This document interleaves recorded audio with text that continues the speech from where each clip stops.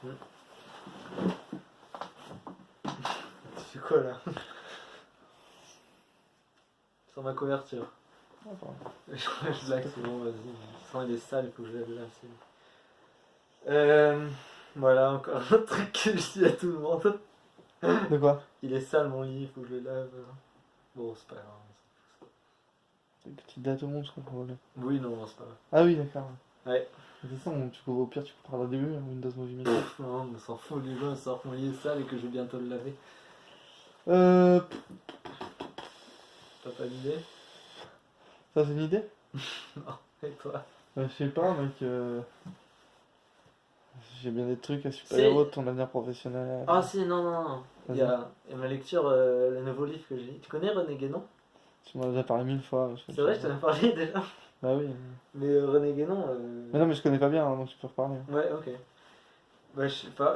En fait, c'est un penseur français. En fait, je l'ai trouvé grâce à CT et Mircea Eliade en même temps, en fait. Dans le sens où, à un moment, j'étais tombé sur une vidéo de Julie Sévola qui était sur CT et il y a un gars qui répondait lui et René Guénon, c'est les deux penseurs les plus importants du XXe siècle. Du coup, ça m'avait intrigué.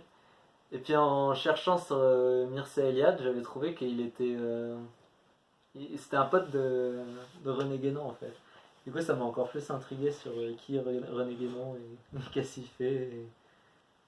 Et du coup, j'ai essayé de lire son livre qui s'appelle Orient et Occident. Et c'est un livre qui est très. Attends 2 secondes. C'est un livre qui parle en fait des problèmes de l'Orient, les problèmes de l'Occident, pardon, et qui le met en relation en fait par rapport à l'Orient, et qui montre que l'attitude condescendante des Occidentaux par rapport aux Orientaux et aux philosophies orientales, elles étaient reçues d'une manière qui était en fait beaucoup plus mature par les Orientaux, qui disaient ils nous aiment pas, c'est pas grave, on s'en fout, tu vois, un peu. Et on continue à faire ce qu'on veut, et même s'ils nous aiment pas. Par contre, on refuse de s'intégrer à leurs principes qui sont absolument stupides en fait. Et il dit que les philosophies orientales, en fait, qui seraient beaucoup plus axées sur la cosmogonie et à comprendre par la pensée pure le rôle de l'homme, en fait, enfin, dire, la nature des choses, la vérité, accéder à la vérité par la réflexion, c'était quelque chose qui était beaucoup plus valeureux que la méthode occidentale qui était par la rationalité, donc c'est-à-dire la rationalité matérialiste, un peu, genre l'analyse du monde physique et pas du monde, cognitif, qui était en fait complètement lié à la sentimentalité, qui était la plus basse forme pour lui, pour René Guénon en tout cas, de cognition, enfin de philosophie aussi. Parce qu'elle est tout le temps attachée à l'objet matériel. Voilà. J'ai pas bien compris en quoi il y en avait qui étaient plus matures que là. J'ai pas l'impression qu'en Occident, on soit particulièrement plus ou moins snob vis-à-vis des Orientaux. Si tu veux, les Orientaux, ils nous snobent, on snob les Orientaux et c'est réciproque, on est content chacun En de notre fait, coin, tu vois, non? Il y a potentiellement beaucoup de biais dans l'œuvre de René Guénon. D'ailleurs, je suis pas d'accord avec tout ce qu'il dit. Là, j'ai exposé en fait ce que j'avais lu. Ce que le côté le plus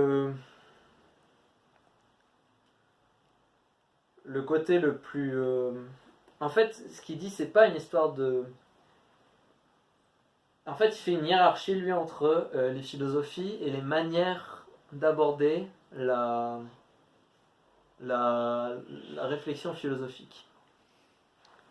Et il considère que la manière occidentale, c'est quelque chose qui est assez gamin. Il se concentrer que sur le monde matériel, ce qui est tangible, sensible. Tu vois. Alors que il y a une hiérarchie encore plus qui requiert une plus grande discipline, une plus grande réflexion et une plus grande préoccupation par rapport à ces questions, c'est la question métaphysique pour lui. C'est la pensée qui s'intéresse à l'objet immatériel. Voilà. Je vois bien, mais est-ce que, en fait, enfin, je veux dire, dans l'idée, si t'es matérialiste, mettons que t'es pas métaphysique, Mm. Mais si t'es métaphysique, est-ce que tu peux prendre en compte l'objet physique, tu vois? C'est-à-dire que, est-ce que c'est pas juste une sorte de deux situations mutuellement exclusives? C'est-à-dire l'Occident, en gros, ils sont matérialistes, l'Orient, ils sont métaphysiques, mais est-ce que dans la métaphysique de l'Orient, t'as quand même le matérialisme qui est quelque part? C'est-à-dire, est-ce que comment dire, la pensée supérieure, est-ce qu'elle intègre la pensée inférieure? Oui, elle intègre la pensée inférieure, et c'est pour ça que les orientaux, ils considèrent que la pensée occidentale, elle est digne d'un enfant de 8 ans, en fait. Tu vois, c'est ce qu'ils disent, un enfant de 8 ans, oriental, quoi, mais un enfant de 8 ans. Dans le sens où, pour eux, l'homme, quand il acquiert la maturité suffisante pour avoir de vraies réflexions, elle ne devrait pas, en tout cas pour les hommes les plus valeureux, parce qu'on peut justifier un système de caste comme en Inde par cette truc, Mhm. ne devrait pas s'intéresser à l'objet matériel, mais vraiment à l'objet immatériel. Mais René Guénon, ce qui critique là-dedans, c'est vraiment une décadence morale en Occident qui est due au fait de l'intérêt exclusif porté à l'objet matériel. Mhm. Il voudrait que. Il est assez lucide ça, il dit peut-être qu'on n'arrivera jamais à un degré de préoccupation de l'immatériel que les occidentaux, que les orientaux pardon, ont. Par contre, peut-être qu'on arrivera à intégrer quand même plus une pensée immatérielle qui pourrait faire que du bien à l'Occident, parce qu'à force de se concentrer que sur des choses matérielles, il en vient à des guerres, à le truc de la concurrence. Enfin, ça devient, c'est délétère. C'est un peu ce qu'on a aujourd'hui, quoi. Ouais, c'est vrai. Mais C'est. du coup, enfin, je veux dire, ça fait très conservateur dans le sens où, si tu veux, c'est une sorte d'éloge de l'inertie aussi. C'est-à-dire que, en se concentrant sur les objets immatériels, la pensée et tout, en gros, tu acceptes l'ordre établi, c'est-à-dire par exemple les questions matérielles, c'est des questions qui sont sociales, qui sont, enfin sociétales, qui sont, je sais pas, morales ou techniques. Mm. Mais du coup, quand t'es en Orient, t'es dans l'immatériel. Du coup, c'est-à-dire que la société, par exemple, la société des castes, elle est comme elle est, machin et tout. Mais faut pas remettre ça en question. Ce qu'il faut remettre en question, ou ce qu'il faut, tu vois. Alors en Il y a fait, peut-être aussi ce côté-là. il n'émet pas de jugement de valeur, c'est vrai, dans son livre sur les sociétés orientales en fait. Hmm. Il se concentre que sur les sociétés Oui, occidentales. c'est-à-dire vraiment, l'Occident ferait bien de s'inspirer de l'Orient, c'est ça? Oui, mais par contre, je pense pas qu'ils disent qu'appliquer un système de caste à l'Occident serait bon en fait. Non, mais ce que je veux dire, c'est que en Même fait, de valeur absolue. Je suis c'est pas ça que je d'accord. dis. Hein. Ce que je dis juste, c'est que le désavantage du système oriental, c'est peut-être qu'en fait, il permet de justifier ou de ne pas remettre en question. Si tu dis, ben voilà, la pensée Ouais, métaphysique est ouais, supérieure à la ouais. pensée matérielle, c'est qu'en gros, toute pensée matérielle est basse, et du Hmm. coup, le système enfin, tout ce qui est Et ça, je suis assez. évolution de la société, tout ça, ça sert à rien, parce qu'on on C'est n'est pas dans vrai. le monde. Alors, je suis d'accord avec toi, d'une certaine manière. C'est vrai qu'il y a dans son œuvre un éloge de l'immobilisme. Il le Mhm. dit lui-même que un truc qui le scandalise le plus dans les sociétés occidentales, c'est l'éloge, enfin c'est le changement à ne plus savoir qui on est en fait. Parce Mhm. qu'il faut tout le temps changer et on ne peut jamais savoir qui on est. Et ça crée beaucoup de problèmes existentiels et beaucoup de problèmes aussi dans la logistique en fait dans les sociétés occidentales. Mhm. Donc là, c'est pour ça qu'il pense quand même, il y a un équilibre à trouver. Peut-être que des sociétés comme l'Inde ou la Chine ont été sclérosées par leur immobilisme. Ça, je serais d'accord Mhm. avec ça, hein, Mhm. d'une certaine manière. Ça rejoint d'ailleurs ce que Todd dit. Hein, C'est à quoi je René pensais, Guénon, ouais. il connaissait pas trop ça à l'époque, tu vois. C'est vrai que, en fait, et c'est ça qui est intéressant dans René Guénon, c'est qu'il apporte une dimension métaphysique à ce qu'on avait appris avec Todd, Mhm. Mhm. dans le sens où on voit avec l'évolution de la société de plus en plus fermée, il y a une certaine évolution vers la pensée métaphysique qui ne préoccupait pas les humains premiers. Mais c'est vrai que ça rejoint aussi le fait que les sociétés les plus évoluées dans les systèmes de pensée, c'est aussi les sociétés les plus évoluées, système social, Ouais, d'une après, certaine enfin, ça manière. dépend ce que tu appelles évoluer aussi, mais. Non, mais dans le sens qui ont subi le plus de De changements changement, par ouais. rapport à l'original. Mais il y a aussi, parce que en plus, c'est-à-dire que la pensée, par exemple, la pensée orientale, elle est peut-être aussi profondément. De ce point de vue-là, elle est peut-être très inégalitaire, puisqu'en fait, t'as spirituels, machin, qui sont tout en haut et qui n'ont pas associé des trucs matériels. Et t'as les inférieurs qui associent du matériel.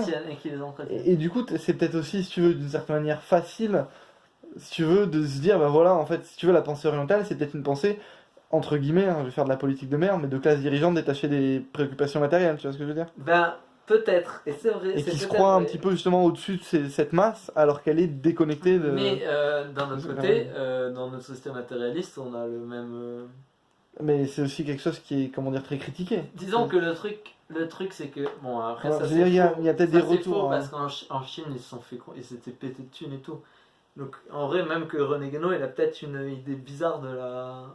Mais je pense peut-être qu'il est possible qu'il y ait des élites intellectuelles qui n'aient pas la préoccupation matérielle, dans le sens où ils ne voudraient pas vivre dans l'abondance matérielle, comme ce qui semble être Oui, c'est l'idéal vrai. d'une Mais société matérialiste. ils voudraient pas vivre dans l'abondance matérielle, peut-être aussi parce qu'ils y sont, tu vois. Je veux dire, c'est que ça les empêche pas d'être. C'est-à-dire que, ok, ils vivent pas pour ça, mais c'est pas pour autant que, si tu veux, ils ont pas une situation qui est ultra enviable et des inégalités énormes, tu vois ce que je veux dire? Ouais, peut-être.